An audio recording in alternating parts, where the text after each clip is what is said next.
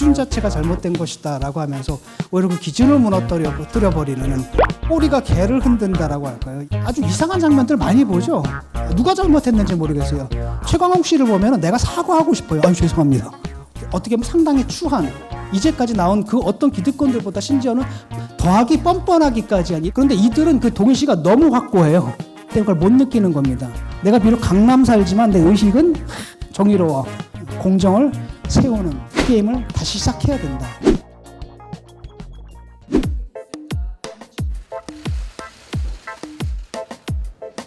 가치를 갈수록 잃어버리고 있는 위기에 빠져 있는 정의와 공정의 가치에 대해서 누구보다도 말씀을 하실 자격이 있으신 분이라고 생각합니다.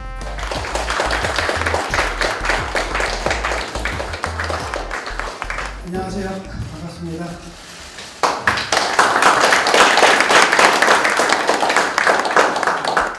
마이클 샌들의 정의란 무엇인가라는 책을 가지고 사실은 이 사태 일어나기 전에 사실 제가 있었던 동양대에서 학생들하고 토론 수업을 계속하고 있었습니다. 그리고 그 책이 굉장히 좋은 책이에요. 그래서 다른 책들 사용을 해봤는데 토론이 잘 안 되는데 그 책을 가지고 하니까 정말 토론이 활발하게 일어나고 있더라고요. 그래서 아마도 이제 그것 때문에 저는 좀 더 민감하게 그 사안을 느꼈던 것 같기도 하고요. 또 제 친구가 직접 연루된 일이기 때문에 더 한 것 같기도 하고 어쨌든 그 사안은 저한테 굉장히 큰 충격이었고 제 옆에 있었던 사람들이 나랑은 완전히 다른 생각을 하고 있었구나라는 걸 깨달은 사건이자 동시에는 나 역시 어쩌면 그들과 많은 부분에서 같이 행동을 하지 않았는가 이걸 되돌아보게 하는 사건이었던 것 같습니다. 아마 이 사건이 주는 충격은 좀 다른 데 있는 것 같아요. 과거에는 정치인들은 늘 비리가 있지요. 그 사회를 무균실로 만들지 않는 한은 그 비리는 없어지지 않을 겁니다. 전 세계 어느 나라나 권력이 있는 곳엔 늘 비리가 있을 수밖에 없습니다. 이제 문제는 뭐냐면은 그 비리가 터졌을 때 비리가 있다는 사실이 놀라운 게 아니라 오히려 비리가 없다는 사실이 놀랍겠죠. 비리가 있다는 사실이 놀라운 게 아니라 그 비리를 처리하는 방식이 놀라웠던 겁니다. 과거에는 이제 비리가 나오게 되면은 사람들은 일단은 정의의 기준에 자기가 벗어난 부분에 대해서 사과하고 반성하는 또는 사과하고 반성하는 척이라도 하는 이런 모습을 보였다고 한다면 최근에 들어와 가지고는 이걸 갖다 이상하게 처리를 해버리죠. 자신들 잘못한 게 없고 그 기준 자체가 잘못된 것이다라고 하면서 오히려 그 기준을 무너뜨려버리는 이런 이제 꼬리가 개를 흔든다라고 할까요? 이런 현상들이 나타나는 겁니다.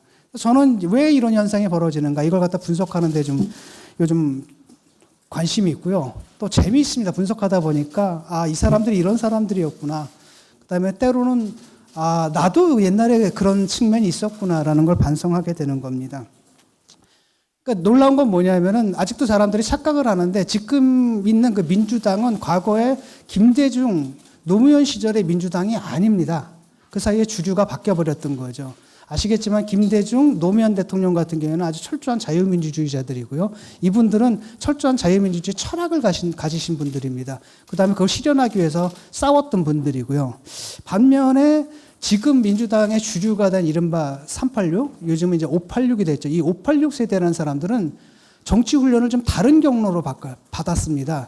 그것은 아마 저랑 똑같을 거예요. 저도 그런 경로를 받았고, 다시 말하면 우리 같은 경우에는 그런 자유민주주의의 정치 철학을 우리 학창 시절에는 뭐냐면은 부르주아 철학이다라고 상당히 경멸을 했던 그런 경험이 있습니다. 그러니까 저 같은 경우에는 이제 1989년에 사회주의가 몰락을 하고 그 다음에 독일에 유학을 가가지고 거기서 자유민주주의가 처음으로 작동하는 자유민주주의를 본 거죠. 그 다음에 처음으로 사회민주주의, 쉽게 말하면 작동하는 사회주의를 본 거죠. 그래서 이념에서 깨어나가지고 배울 게 있구나라고 하면서 내가 옛날에 갖고 있었던 굉장히 이념 좌파의 그 경직된 생각들을 고치고, 그럼 이 사회주의적인 이상에다가 특히 이 자유주의라는 이념이 굉장히 장점이 유연한 이념이거든요. 이것을 어떻게 결합시킬 것인가라고 하면서 자기의 옛날에 가졌던 정치 이념을 고쳐 생각할 기회가 있었는데, 이 사람들 같은 경우에는 사실은 그 당시에 우리 운동권 당시에 받았던 그 학습이 유일한 정치 학습인 거예요. 그러다 보니까 자유민주주의에 대한 개념 자체가 아예 없었던 거죠. 물론 그럼 그렇다고 이 사람들이 옛날에 그 우리 같은 이념화된 좌파냐? 저는 그렇지 않다고 보거든요. 이 사람들은 옛날에 그 이념 자체는 이미 다 갖다 버렸다고 생각을 하고요. 어떤 식으로든 김대중 그 노무현 대통령 그 밑에서 이른바 386으로 신진세로서 활동하는 가운데 그들로부터 또 흡수한 부분들도 있는 거죠. 다만 옛날에 이들이 갖고 있었던 이런 이념 좌파적인 특성이 김대중 대통령과 노무현 대통령 때는 통제가 됐던 겁니다. 이분들의 자유민주주의 철학에 의해서. 하지만 최근에는 이제 이들이 주류가 되다 보니까 통제할 사람들이 없는 것이고요. 그러다 보니까 이 민주당이라는 게 우리가 옛날에 알던 그런 민주당이 아니구나라는 느낌들을 불현듯 받게 되는 겁니다. 사실은 그래서 이들은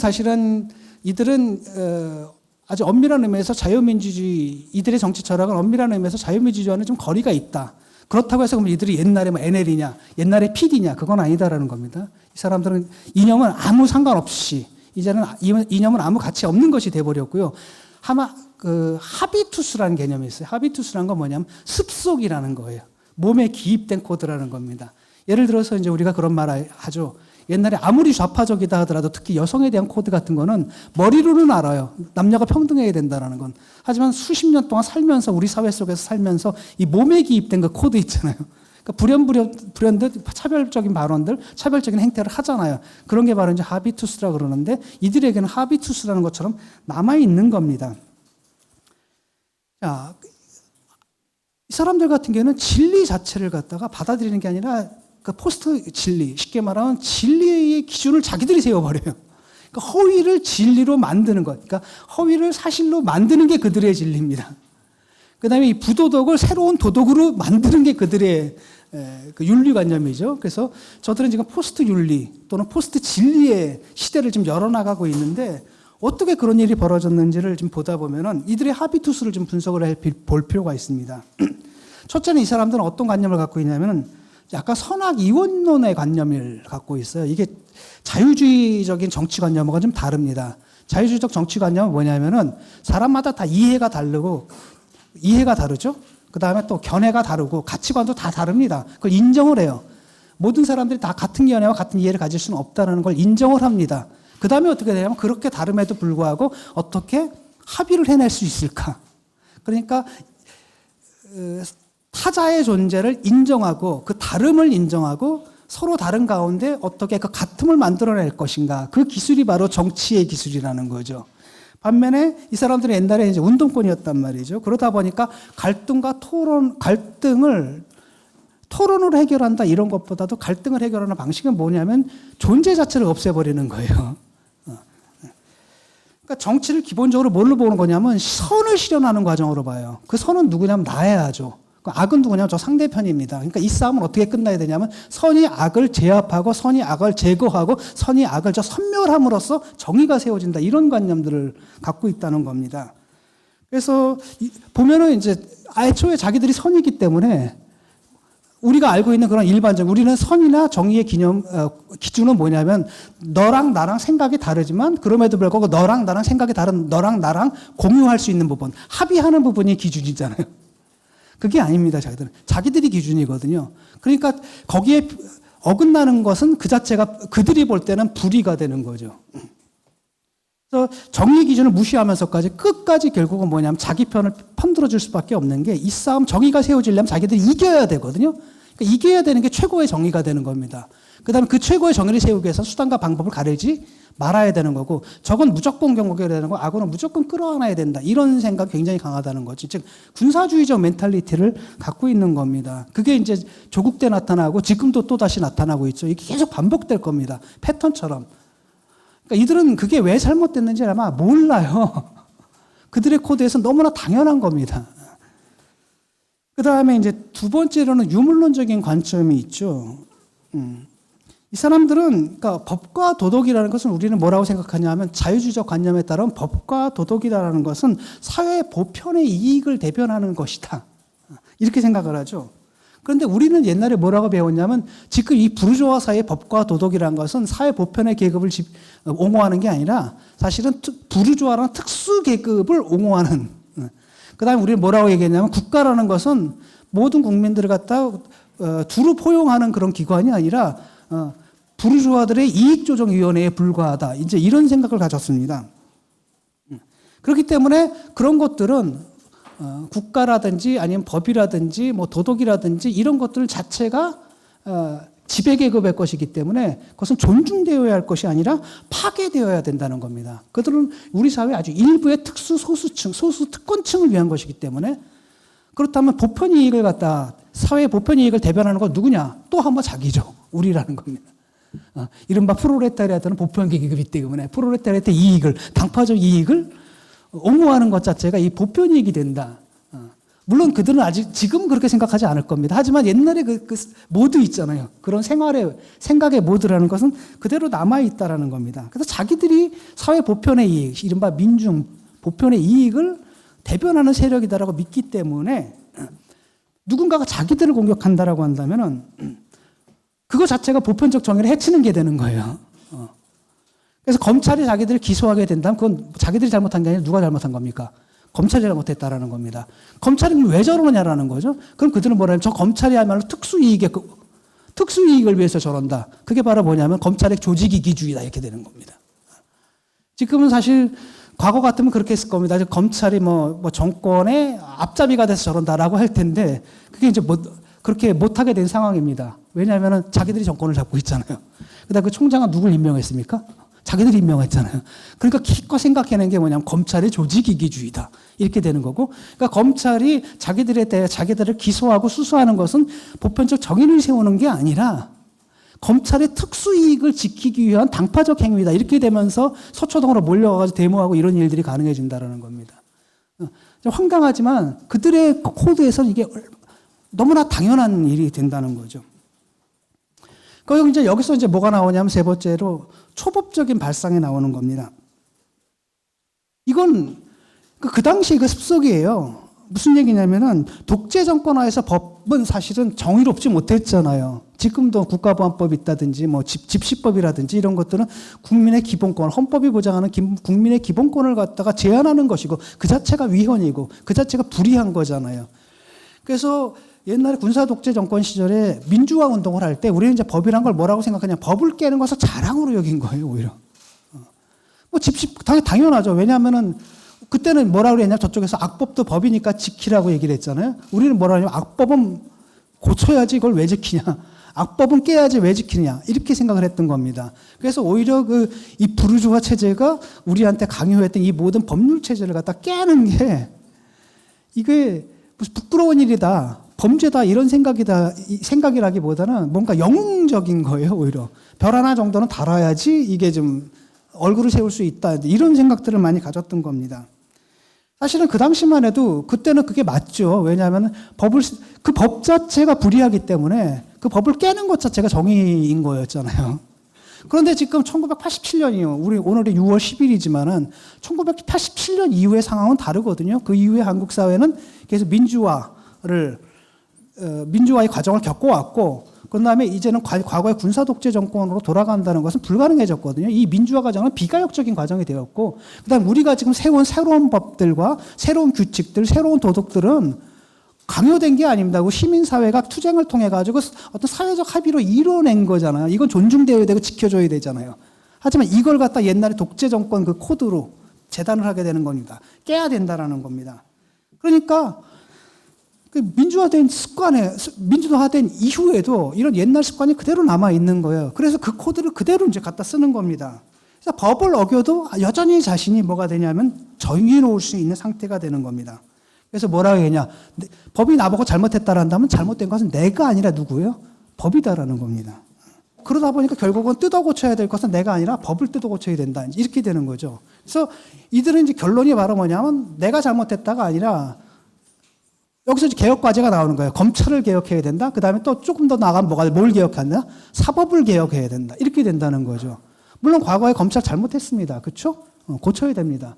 물론 옛날에 사법부 잘못했습니다. 사법농단이 있었죠? 그걸 고쳐야 되는 거죠. 거기까지는 오케이인데 더 나아가서 저들이 말하는 검찰개혁과 사법개혁이라는 것은 가만히 보게 되면 자기들이 잘못했을 때 그것을 갖다가 정의라고 말해줄 수 있는 조직으로 오히려 우리가 원래 추구했던 사법개혁 또는 원래 추구했던 검찰개혁의 의의를 180도 뒤집어서 옛날엔 그들이 저 편을 위해서 봉사했다면 이제는 우리 편을 위해서 봉사해요. 이런 프로젝트로 아주 광범위하게 변질이 되어버린 겁니다. 지금 우리가 눈앞에서 보는 게 바로 그 현상이라고 할 수가 있습니다. 최근 아주 이상한 장면들 많이 보죠. 누가 잘못했는지 모르겠어요. 최광욱 씨를 보면 내가 사과하고 싶어요. 아유, 죄송합니다.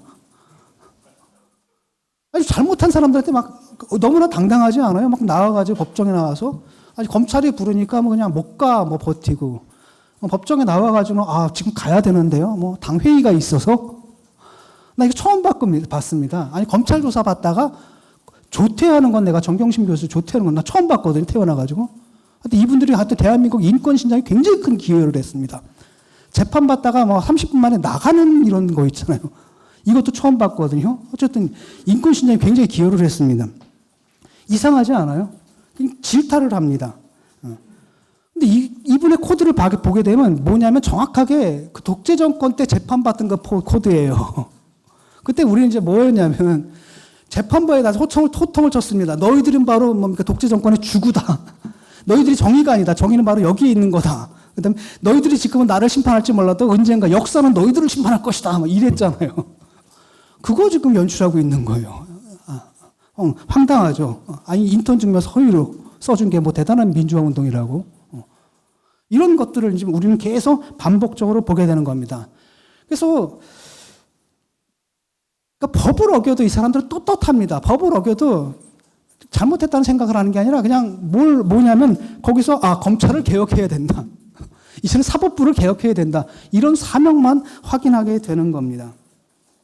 그러니까 한마디로 이 사람들이 지금 권력을 재창출했죠. 그 다음에 권력을 잡고, 그 다음에 의회를 장악을 했음에도 불구하고, 과거에 자신들이 그 정의롭던 386이다라고 생각을 하고 있는 것 같습니다. 그러니까 일종의 상상계죠. 하지만 이들은 이미 이제 보시겠지만, 다 아시겠지만, 이미 사회의 지배계급으로 등극해서 그 특권적인 지위를 갖다가 자기들 2세에게 세습하는 단계에 이르렀습니다. 그럼에도 불구하고, 자신들이 여전히 사회 보편의 문중 보편의, 그러니까 사회의 보편적인 이익을 대변하는 세력이다라고 착각을 하는 겁니다. 아니죠. 그들은 굉장히 특수한 계급이죠. 근데 그 특수한 계급으로서 누리는 그 특권과 기득권, 그 재산과 지위, 이걸 어떻게 하면 제 자식에게만 물려줄 것인가, 이거 궁리하고 있거든요. 그런데도 여전히 머릿속에서는 보편 이익을 대변하는 건 자기들이에요. 그걸 못하게 만들면은 저들이 잘못한 겁니다. 그건 개혁 대상이 되어야 된다라는 전도된 의식을 갖게 된 겁니다. 이것을 이제 정신분석학에서는 흔히 오인이라고 합니다. 불어로 메코네상스라고 하는데 무슨 얘기냐면 이런 얘기예요. 여러분 이제 그 거울이 있죠?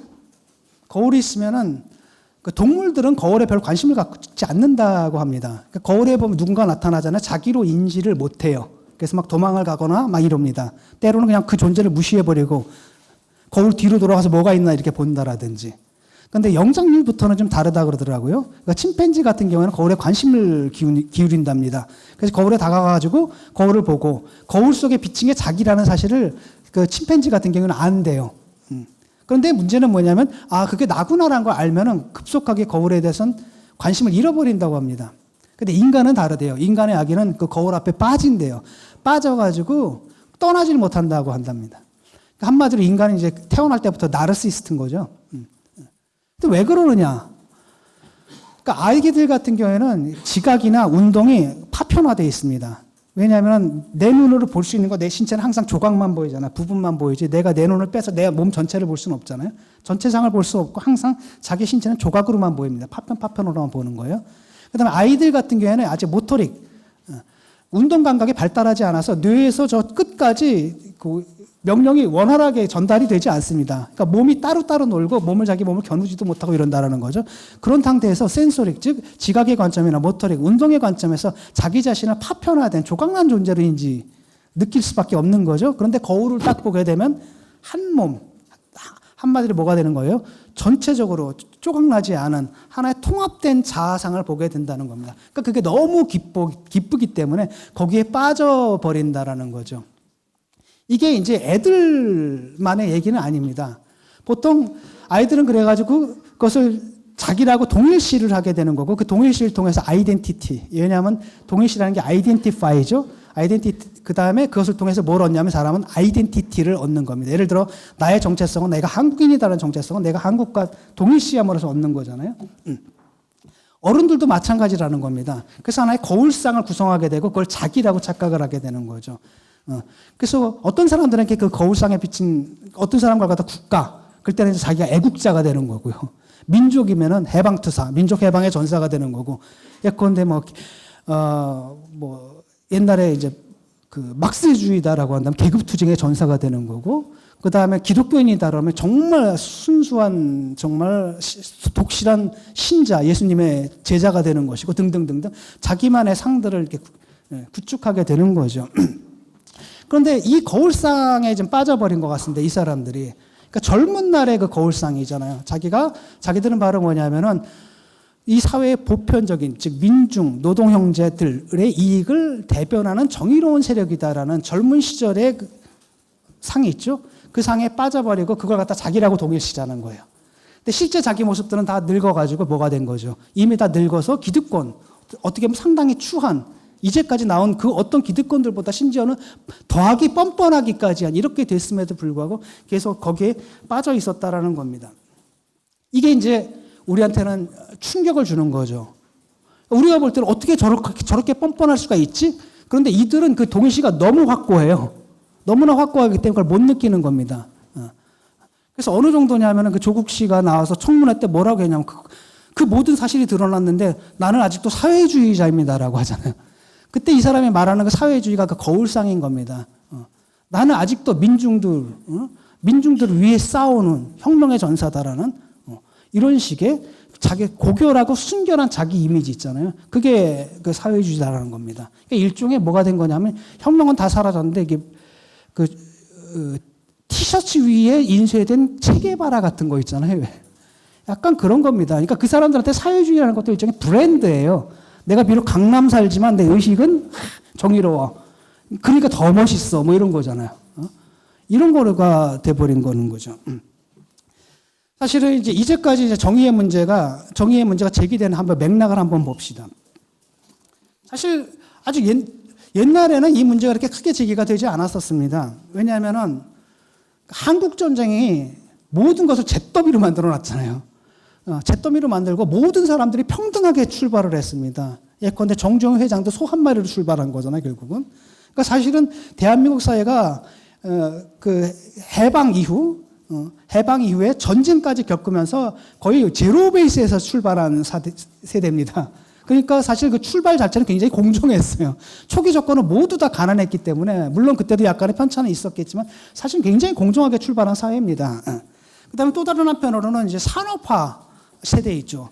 산업화 세대 같은 경우에는 그 보수 정권을 이뤘던 산업화 세대 같은 경우에는 이 사람들은 평등이나 뭐 공정 이걸 말하지는 않았습니다.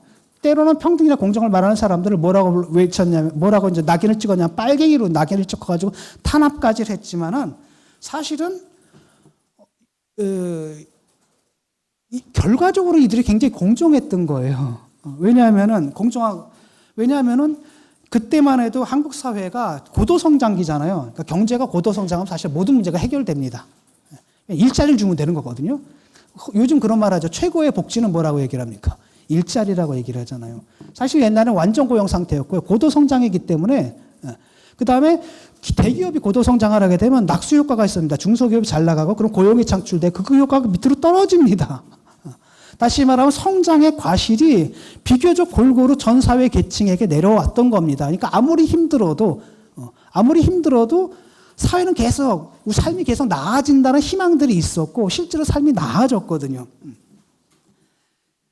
박정희 때는 어땠습니까? 박정희 때 물론 이제 그런 성장 자체가 노동자들에 대한 굉장한 저임금, 착취를 통해서 이루어졌고, 그 다음에 그게 이제 전태일 사건 같은 걸로 나타난 거고, 이제 최초의 평등의 요구가 이제 한국에서 나타난 거죠. 하지만 적어도 1987년, 88년의 노동자 대투쟁 이후에, 그렇죠? 상당 부분, 그때 그 노동자들의 임금이 2배로 올라간 걸로 알고 있거든요. 그 다음에 노태우, 그 다음에 전두환 노태우 정권 때 뭐가 있냐면 3조 호황이었습니다. 엄청나게 잘 나갔거든요.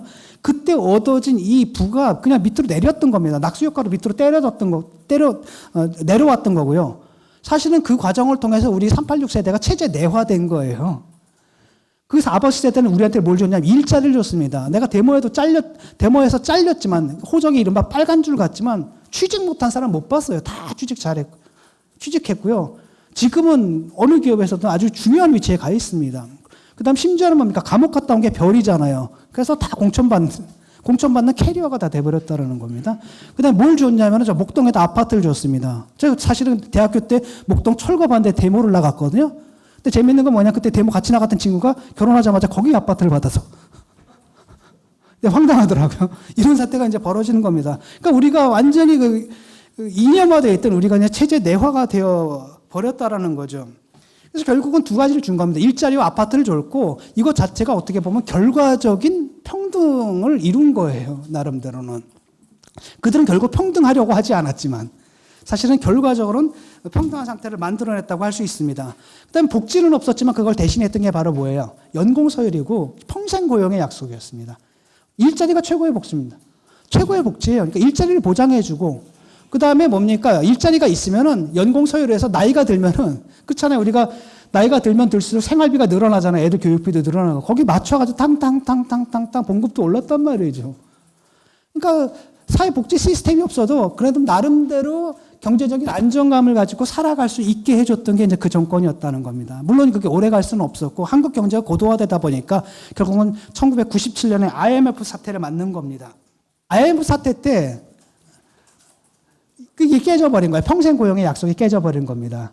그런 다음에 이른바 그 연공서열도 이제 깨지기 시작하죠. 그 다음에 뭐 연봉제 뭐 이런 식으로 변해버리는 거죠. 그 다음에 고용의 안정성이 깨져서 이른바 고용유연화라는 말이 나오고 흔히 우리는 뭐라고 얘기를 해요? 정리해고라고 하죠. 그 다음에 이태백이니 뭐니 이런 말들이 막 유행하기 시작하는 겁니다. 내 친구들 중에 상당히 벌써 이미 주차장에서 일하는 친구도 있더라고요. 퇴직해가지고. 그러니까 이른바 이제 정리해고가 된 거죠. 그러면서 옛날에 그 튼튼했던 중산층 자체가 사실은 좀 얇아지고 있습니다. 그래서 사회가 양극화가 되고 있는 겁니다. 그러니까 김대중 정권 때는 사실 IMF를 극복해야 됐잖아요. 그래서 IMF의 그 조건을 갖다 그냥 그대로 받아들였어야 했던 겁니다. 이런 것 자체가 우리 사회에서 아주 오랫동안 사회복지의 대체 기능을 했던 이런 시스템을 마비시켜버리고 이걸 마비시킨 상태에서 복지 예산을 조금 늘린다 그래가지고 과거의 그 시스템을 대체할 수 있는 정도는 아닌 거거든요. 여기서 또 다시 이제 빈부격차가 이렇게 벌어지기 시작하는 겁니다. 결국 뭐냐면은 역설이에요. 보수 정권 때는 오히려 그 결과가 상당히 평등하고 공정했어요. 근데 이상하게 진보 정권에 들어오게 되니까 오히려 그 불평등이 더 심화됐다라는 거예요. 노무현 정권 때 기억나시죠? 노무현 대통령은 왼쪽 깜빡이 끼고 어떻게 한다? 우회전한다. 어차피 삼성공화국이 돼버렸다는 거고요. 지금 문재인 대통령도 경제 성장한다. 그러니까 어딜 찾아가요? 일단 이재용 찾아갑니다. 이렇게 돼버린 거죠. 그러니까 이제는 희망조차도 사라져버린 게 된 거죠. 그래서 옛날에는 한번 잘 생각해보세요. 옛날에는 정말 개천에서 용났거든요. 제가 대학 들어갈 때만 해도 뭐가 있었냐면은 그 서울대 들어왔다고 왜 이렇게 그 마을 입구에다 플래카드 붙이는 애들 있잖아요. 이런 애들 있었습니다. 요즘은 거기서 못 와요. 대개 서울 내에서도 서울의 어떤 특정 지역에 아마 집중되어 있을 겁니다. 옛날에는 정말로 부모들이 나는 못 살아도 니들 공부시키기만 그게 출세였잖아요. 그게 실제로 가능했거든요. 근데 이제는 그것도 아닙니다. 그 조건 자체도 이제는 불가능해진 거예요. 이른바 교육을 통해 가지고 출세를 하는 이런 케이스가 옛날에 굉장히 중요한 그 중요한 모두에게나 열린 그런 가능성이었다고 한다면 그거 이제 점점 닫혀가고 있습니다. 요번에 보셨잖아요. 조국 사태가 의미하는 게 바로 뭐냐. 그걸 좀 늘리려고 했던 제도 자체도 저렇게 왜곡을 해가지고 결국 자기들이 먹어버리잖아요. 그걸 본 겁니다. 아마 근데 그 기억이 날 겁니다. 그 조국 씨가 언젠가 트위터에다 그걸 써보였습니다. 이제서 개천에서 용 나는 시대는 지났다. 그전에는 그래도 개천에서 용이 났어요. 근데 자기들이 정권 잡은 이후에는 이제 뭐가 된 거냐면 개천에서 용은 못 난다는 걸 인정을 하는 겁니다. 그 다음에 한마디로 멋있는 말을 해요. 그래서 개천에서 용은 못 난다 하더라도 그 개천에 사는 개나 가재들은 지금 먹고 살만 해야 되지 않느냐. 이런 말을 했습니다. 근데 문제는 바로 뭐냐면은 그거예요. 그러니까 너희들 용될 생각하지 말라는 얘기입니다. 지금 들어보니까. 그러니까 자기 딸은 용 만들잖아요. 그렇죠? 그렇다면 그렇게 가재가 그 하천에서 살 수 있게나 해줘야 되는데 그것도 좀 안 된다라는 겁니다. 그래서 남들한테는 위로 갈 희망을 포기해버려라. 그 다음에 너희들 하천에서 잘 살 수 있게 이런 약속을 해놓고 문제는 뭐냐면 하천에 살면 하나도 나아지지 않았는데 아니 그나마 용될 수 있는 기회조차도 이제 뺏어서 자기들이 독점을 해버린 이런 시스템이 돼버렸다는 겁니다. 자, 그래서 오늘날 그들은 이제 뭐가 됐냐면은 디지털 시대에 이제 디지털 경제 주력이 돼버린 거예요. 아마도 민주통합당에서 오늘날 이렇게 헤매고 있잖아요. 그 헤매고 있었던 건 바로 한국 사회의 변화를 이들이 잘 몰랐던 겁니다. 한국 사회가 이미 산업사회에서 어디로 넘어간 거죠? 정보화 사회로 넘어갔고 산업사회에서 정보화 사회로 변모하는 과정들을 이끌었던 두 정권이 김대중 정권하고 뭐예요? 노무현 정권이었던 겁니다. 김대중 정권이 했던 얘기 기억나시죠? 지식 기반 경제라는 것. 이제 경제 기반이 뭐예요? 지식이다라는 거죠. 무형적인 걸로 변한 거예요. 옛날에 뭔가를 만들어내는, 물질적인 뭔가를 만들어내는 게 경제였단다면 이제 경제의 토대가 되는 게 그런 물리적 구조가 아닌 지식이다라는 무형적인 어떤 것이다라는 오늘날 우리는 그걸 갖다 이른바 정보라고 부르는 거죠.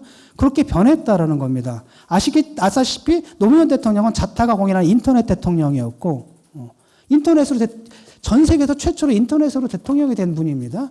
그 다음에 청와대에 들어가서 이 지원 시스템이라든지 해서 이른바 거의 그것도 전 세계 최초로 알고 있는 전자정보를 구현했던 분이라고 알고 있습니다. 어쨌든 이 두 정권을 겪으면서 뭐가 되냐면은 우리 사회가 한국 사회가 산업사회에서 정보사회로의 변모를 완료한 겁니다. 그러니까 생산의 성격 자체가 달라진 거고요. 이거 듣다 하니까 뭐 카카오인가? 여기가 시가총액이 현대차를 넘어섰다 그러더라고요. 그러니까 요즘 잘 나가는 인터넷 기업 중에서 웬만한 그 제조업 큰 기업들 능가하는 것들은 뭐 흔히 보는 현상이잖아요. 이제 그렇게 변해버린 겁니다. 이런 가운데에서 옛날에 주력들도 다 달라진 거예요. 옛날에 그 산업사회는 주로 이제 토목 경제였죠. 우리는 건설 이쪽이었지 않습니까? 이게 이제 인터넷으로 들어오게 되면서 디지털 경제는 이제 변해버린 거고, 그 경제 주체가 다릅니다. 그래서 옛날에 그 산업사회를, 즉 건설 경제를 이끌었던 그분들은 지금 다 고령화돼 버린 거고요. 그 다음에 지금 이 디지털 경제를 이끄는 사람들은 대개 이제 저 같은 586 세대에 속하는데 이 사람들은 정치적 586은 아니지만은 경제적 586, 이른바 경제적 586이라고 부르는데 이분들은 정치적으로는 586과는 거리가 있지만 그래도 그들과 함께 대학을 다녔고 그들과 정치적으로 한때는 공감했던 사이라는 겁니다. 그래서 정치적으로 옛날에 산업화 세력보다는 당연히 뭐예요? 이 세력과는 굉장히 친화적이라는 겁니다. 그래서 이 경제적인 586이 볼 때 옛날에 산업화 사회는 자기 위에 있던 그 꼰대들이거든요. 굉장한 적대감이 있고 당연히 누구랑 연대하게 되냐면 민주당 쪽에 친화적일 수밖에 없는 겁니다. 그러니까 대한민국 사회의 신주류가 대한민국 경제의 주축이 바로 이들과 연대를 하고 있는 이런 상황이고요. 이들이 이제 여기만 경제계에만 있는 게 아닙니다. 정치계도 있고요. 그 다음에 뭐 경제계도 있고 학계도 사실 다 이들이 담론의 헤게몬을 형성하고 있고요.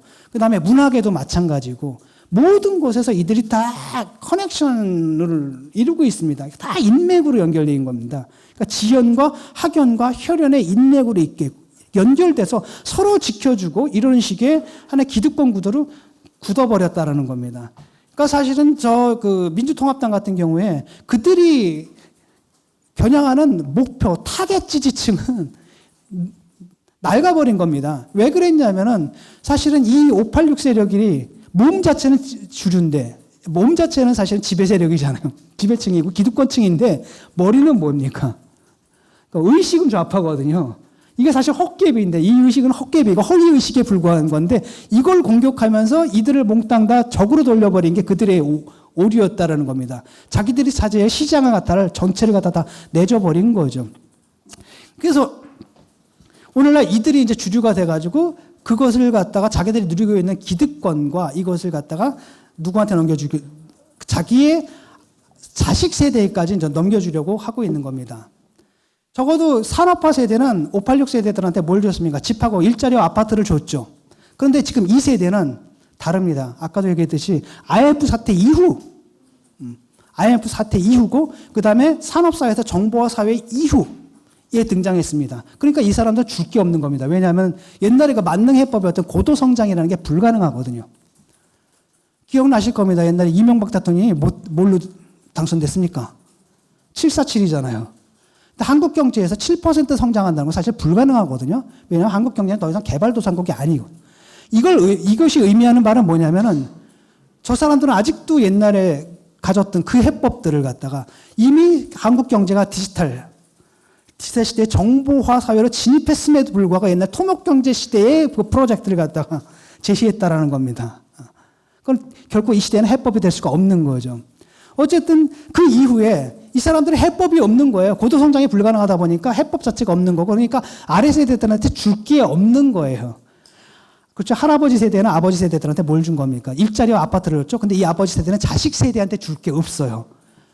뭐만 남겼느냐?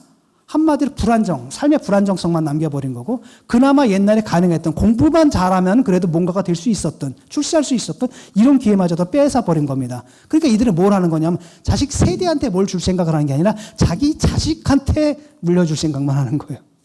왜? 그거 알거든요. 정상적인 방식으로 이제는 불가능하다는 거 알아요. 노력만 가지고는 이제 성공한다는 불가능한 걸 알아요. 그렇기 때문에 그 특권을 갖다가 물려주는 거죠. 자기들이 안전장치인 겁니다. 그들을 대처한 세대는 이제 민주화 세대는 이미 시대 정신을 잃어버렸습니다. 그래서 우리 사회가 지금 어쩔 줄을 모르게 되어 버린 거예요. 자, 산업화 세대는 이미 고령화됐고요. 옛날 6.25를 기억하려면 얼마가 돼야 되는 거죠, 사람이.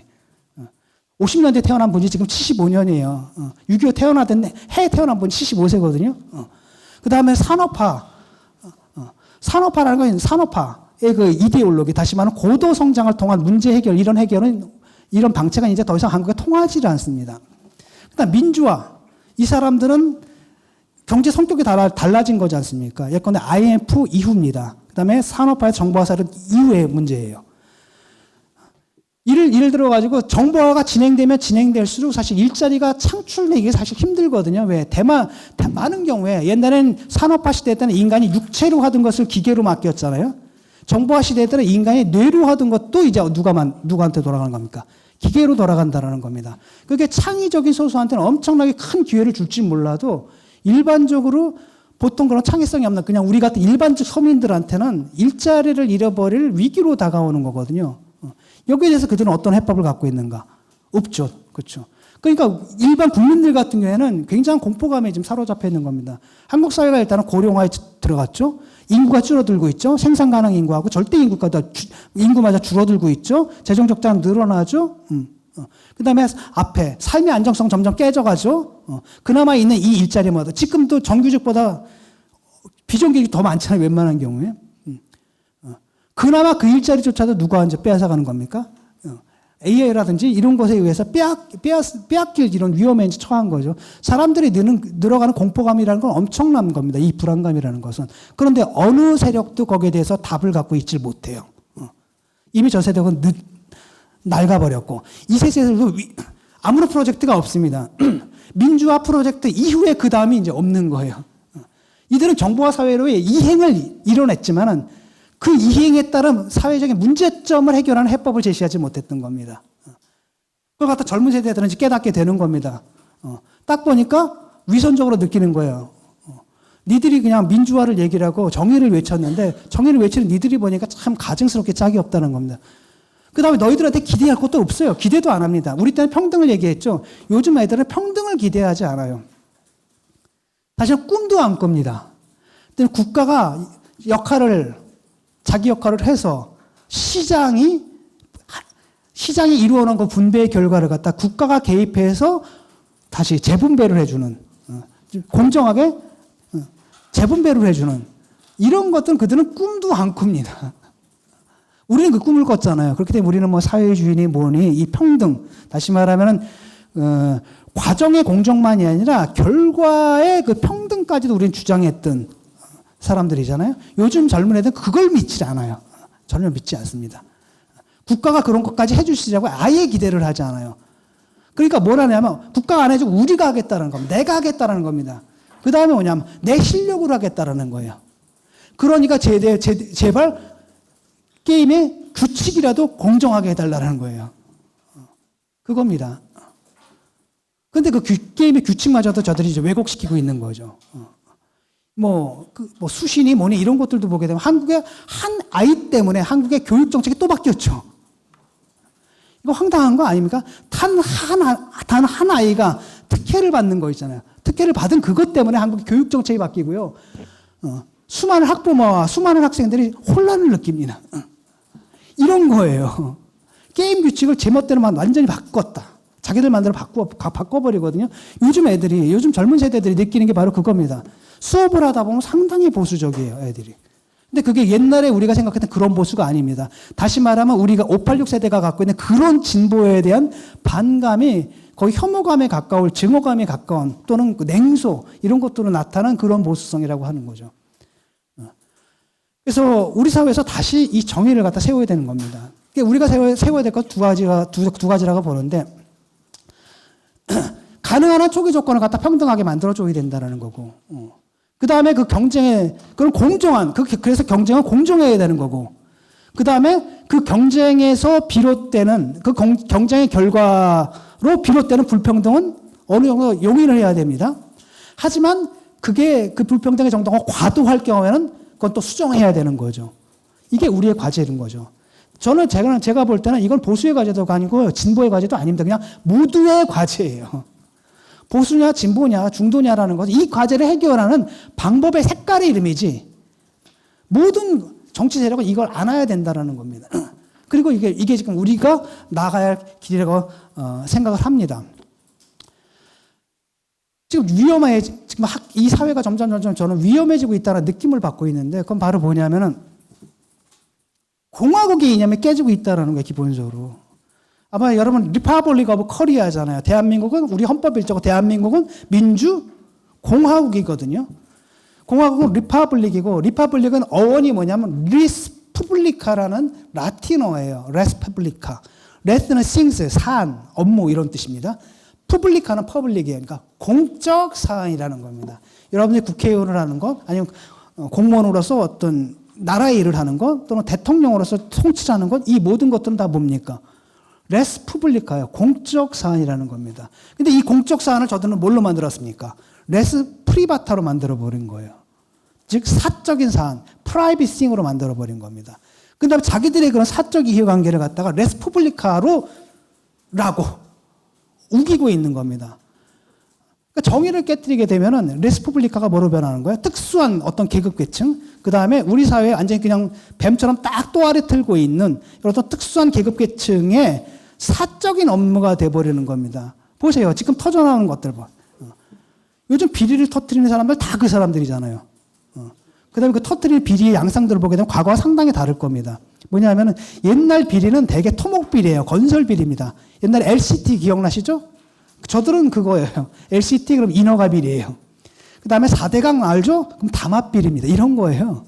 요즘 터지는 걸 보면서 VIK, 뭐 신라젠, 라인펀드, 그렇죠. 그 다음에 태양광, 뭐 배터리 이런 거죠. 이런 거 바로 뭐냐면 디지털 시대의 디지털 경제입니다. 즉 산업자본주의적 비리가 아니라 뭐예요? 금융자본주의형 비리고요. 지금 나오는 성추행 사건들도 다 보면 옛날에 저쪽이 성누리당이었잖아요. 요번에 모든 성추행 사건들이 대부분 다 여기서 지금 벌어지고 있단 말이죠. 그러니까 정권은 바뀌었어도 권력은 바뀌지 않는 거예요. 그대로 남은 거고. 그 일들이 이제 그대로 진행이 되고 있는 겁니다. 그러니까 한때 저들을 갖다 비난했던 사람들이 권력을 잡아서 그것과 동일한 방식으로, 동일한 짓을 갖다가 훨씬 업그레이드된 방식으로, 쉽게 말하면 산업형 방식이 아니라 정보형, 이런 방식으로 업그레이드 해가지고 그대로 하고 있는 거고요. 결국은 공화국 자체가 공화국 이념을 깨고 뭘로 만들어버리니까 리스프라이브, 사적인 것으로 만들어버리는 겁니다. 지금 보면 서로 다 연결이 되어 있고 서로 다 엄청나게 잘 챙겨주죠. 이권들. 이해가 안 될 정도예요. 옛날 같으면 문제가 되면 공익의 관점에서 문제가 되는 사람이 일단 잘라냈잖아요. 요즘 그냥 다 끌어안습니다. 우리 편이니까. 다 끌어안고 서로 다 편의를 봐줍니다. 그 다음에 공익을 새로 정의해요. 이게 이들의 방식입니다. 여기서 이제 무너지는 게 바로 레스푸블리카. 다시 말하면 공화국의 이념이라는 겁니다. 그래서 저는 요즘 약간 불안해요. 불안해합니다. 왜냐하면은 이 흐름이다라는 게 그냥 잠깐 있다가 옛날에는 잘못 오류가 있으면 조만간 수정이 됐거든요. 근데 요즘은 오류가 있으면 수정이 되는 게 아니라 이게 원칙이 돼버리는 겁니다. 요번에 그 윤미향 사건 같은 거 보니까 신문기사에 그렇게 나왔더라고요. 그러니까 이해찬 대표가 윤미향 씨를 내치지 않는 거 있잖아요. 그걸 원칙이라고 얘기를 하더라고요. 그게 원칙인 거예요. 우리 민주당에서는 저들이 기소돼가지고 유죄가 입증되지 않는 한은 끌고 간다. 이걸 원칙이라고 부르더라고요. 황당하잖아요. 그러니까 어떤 사람이 기소가 돼가지고 유죄가 되느냐, 무죄가 되느냐, 그건 사법적인 판단의 영역이고, 그것과 상관없이 사실 법이라는 것은 인간이 갖고 있는 윤리적 영역에서 극히 일부만 규제하는 거잖아요. 법이 아니라 윤리를 규제할 수 있는 더 많은 영역이 있잖아요. 이게 다 없어진 겁니다. 그러니까 법만 어기지 않으면 윤리적으로 문제 없어. 이거잖아요.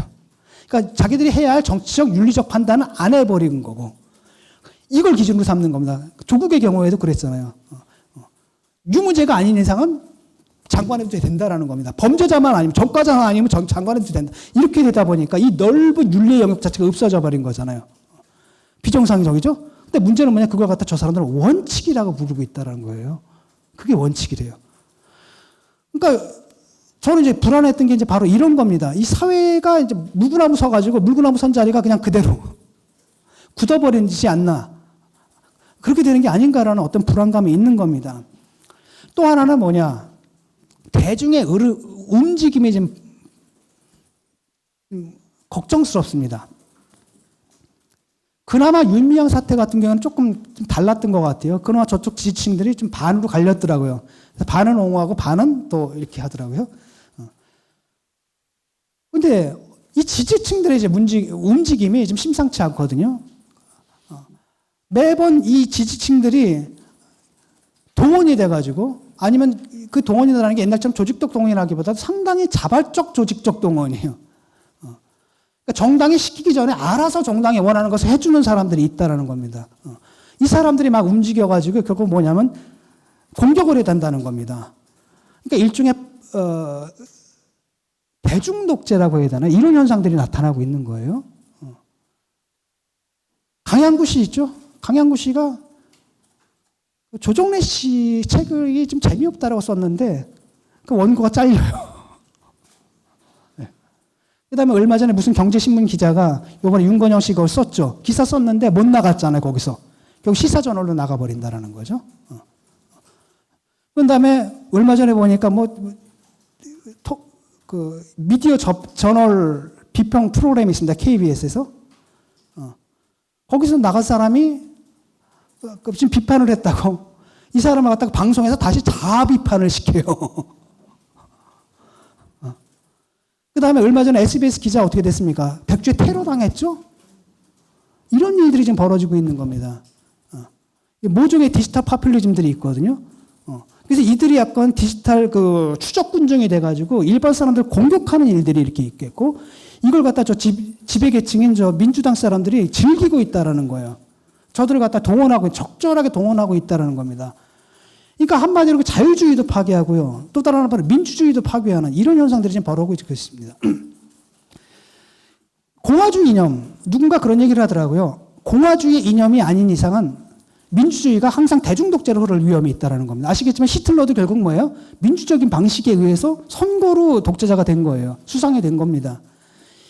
대중독재로 흐를 위험이 있다는 거죠. 그래서 이것에 견제의 역할을 했던 것들이 전통적으로 언론이 그런 역할을 했고요. 또 다른 한편은 뭐냐면 시민단체들이 그런 역할을 했거든요. 쉽게 말하면 제3의 섹터가 있어야 되는데 그 제3의 섹터들마저도, 시민단체들마저도 지금은 다 뭐가 됐습니까? 어용이 됐어요. 요즘 참여연대는 정부 비판한 일에는 그냥 불참연대예요. 성명 하나 못 내요. 그 다음 성명 내는 것들 보면 상당히 다 어용. 요번에 그 윤미향 사건도 결국 그 문제인데 시민단체랑 뭐랑 결착을 하는 거예요. 저쪽 언론 권력하고 결탁을 하게 된다는 겁니다. 그러니까 이미 시민단체도 지금 착란 상태에 빠져 있는 게, 옛날에 시민단체는 뭐였냐면 그나마 운동장이 기울어진 운동장이라고 그랬잖아요. 그때는 보수가 뭡니까? 저 위에서 싸우고, 하여튼 이런 식이었단 말이죠. 그 기울은 운동장을 갖다 바로 잡는 역할을 시민단체가 하는 가운데 민주당과 손을 잡았던 거예요. 그때는 이제 그 추가 저쪽으로 쏠려 있었으니까. 근데 지금은 어떻게 되는 겁니까? 완전히 또 기울였죠. 그런데도 거기 남아있는 거예요. 사실은 지금쯤 되면 이렇게 기울었다라고 한다면은 추를 옮겨야 되잖아요. 이 균형을 잡아주려면 다른 쪽으로 가야 되는데 아예 저쪽에 붙어버렸어요. 그들보다 더 해먹어요. 예컨대 그 최민이라는 분 있잖아요. 완전히 극단적이죠. 하는 행동도. 민원년 출신이에요. 그러니까 거기서 어용 노릇을 해주고 그 공으로 뭘 받아요? 공천을 받아가지고 유착이 되는 거고, 시민단체가 과거 같으면은 예를 들어 시민들의 호응을 받아가지고 또는 후원을 받아가지고 유지가 됐는데, 그게 약하다 보니까 결국 누구 돈을 따야 되는 겁니까? 정부 돈을 따야 되는 거고, 정부 돈을 따다 보니까 당연히 거기서 또 다시 한번 유착이 이루어지는 이런 게 돼버리는 거죠. 결국은 그 중심을 잡아야 될, 또는 균형추가 돼야 될, 이쪽 여쪽 왔다 가면서 이쪽이 좀 심하면 저쪽으로 가고, 이런 식의 중심을 잡아야죠. 시민사회가 무너져 버린 거예요. 그들마저 저쪽으로 붙어버린 거죠. 그런 가운데서 거대한 하나의 뭐가 이루어진 거죠. 블록이 형성돼 버린 겁니다.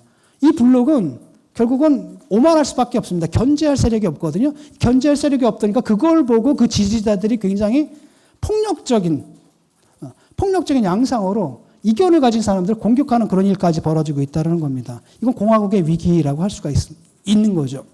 그래서 한편으로는 정치적인 측면에서도 바로 이 공화국의 위기, 즉 정의를 바로 세워서 공화국을 공화국답게 다시 만드는 일이 굉장히 중요한 거고요.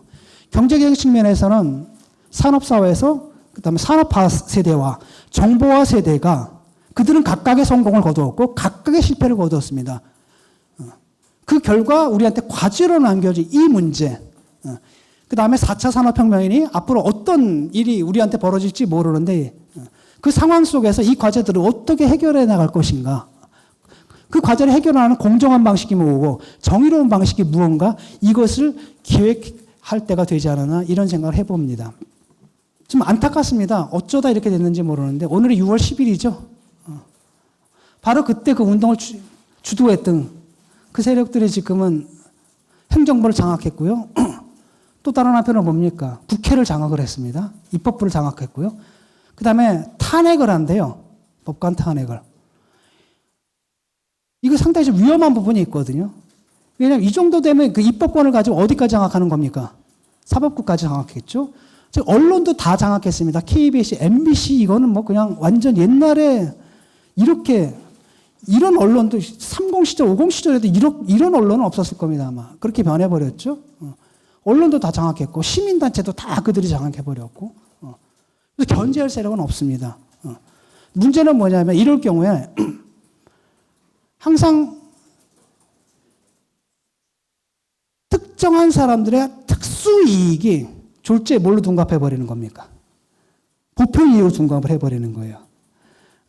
많은 사람들은 거기에 또 설득당하고 선동당하고 세뇌당한 사람들은 그들의 특수이익이 자기 자신의 이익을 해치고 있음에도 불구하고 그것도 모르는 채 자기 자신과 자기 자식 세대의 이익을 해치는 그 사람들을 지지하는 이상한 현상들이 벌어지는 겁니다. 그것도 굉장히 폭력적으로 지지하는. 그래서 자기들과 이견이 견해가 다른 사람들을 못 참아해요. 공격을 하고 거기서 만족감을 느껴버리는 이상한 상태를 갖다 만들어버리고 있다는 거죠. 그래서 이런 상태는 이제 바로 잡아야 될 것 같습니다. 6월 10일 1987년으로부터 33년이 지났는데 그들은 이제 바로 뭐냐면은 옛날에 그들이 비난했던 그 자리를, 그 세력들이 차지했던 그 자리를 차지하고요. 옛날에 그들이 비난했던 그 짓을 하고 있는 거죠. 더 나쁜 건 뭐냐면 옛날에 어용들은 어용질하면서 부끄러운 줄을 알았어요. 근데 저 사람들은 아직도 그 부끄러운 줄을 몰라요. 당당합니다. 아까 왜 그러느냐? 그 오인 때문이에요. 아직까지도 자기들 정의롭다는 그 오인 때문에 부끄러움조차도 모르는 거죠. 그걸 우리가 바라보는 우리는 좀 황당할 수밖에 없는 거죠. 저 황당한 거를 앞으로 몇 년을 더 바라봐야 된다는 겁니다. 안타까운 일이고요. 사실 저는 우리 세대는 실패했다고 봅니다. 우리 세대가 가졌던 모든 기획들은 결국 다 실패했고, 두 개의 기획이 나름대로의 성공을 거두고 나름대로의 실패를 거둔 거죠. 그래서 진보든 보수든 그 누구든 간에 그 두 개의 계획이 그 실패한 지점에서 다시금 정의와 뭐예요? 공정을 세우는 그런 게임을 다시 시작해야 된다. 바로 그때다. 이렇게 말씀을 드리면서 제 얘기를 마치도록 하겠습니다. 감사합니다.